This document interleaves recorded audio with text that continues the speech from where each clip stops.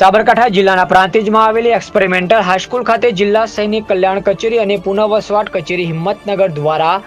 સાબરકાંઠા અને અરવલ્લી જિલ્લામાં યુદ્ધમાં ઇજાગ્રસ્ત સૈનિકો તેમજ યુદ્ધમાં શહીદ થયેલા વીર જવાનોના ધર્મપત્ની તેમજ માતાશ્રીઓનો સન્માન સમારંભ કાર્યક્રમ યોજાયો હતો, જેમાં કાર્યક્રમની શરૂઆત ઉપસ્થિત મંચસ્થ મહેમાનો દ્વારા દીપ પ્રાગટ્ય કરીને કરવામાં આવ્યો હતો। ત્યારબાદ શાળાની બાળાઓ દ્વારા દેશભક્તિ ગીત તેમજ સ્વાગત ગીત રજૂ કરી મહેમાનોનું સ્વાગત કર્યું હતું, જેમાં મંચસ્થ મહેમાનોને શાલ ઉડાડી પુષ્પગુચ્છ આપી સન્માન પણ કરવામાં આવ્યું હતું।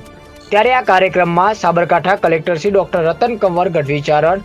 જિલ્લા તિજોરી કચેરી શ્રી વક્તુસિંહ પરમાર, જિલ્લા સૈનિક કલ્યાણ અધિકારી શ્રી પલકેશ કુમાર ચૌધરી,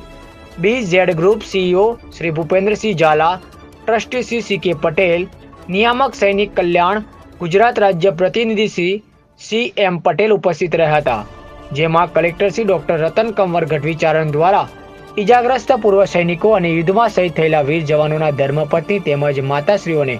શાલ ઉઢાડી સન્માન કરી વીર જવાનોને જન્મ આપનાર માતાશ્રીઓને નમન કર્યા હતા। ત્યારે આ કાર્યક્રમના અંતમાં આભાર વિધિ કરી ઉપસ્થિત સૌ લોકોએ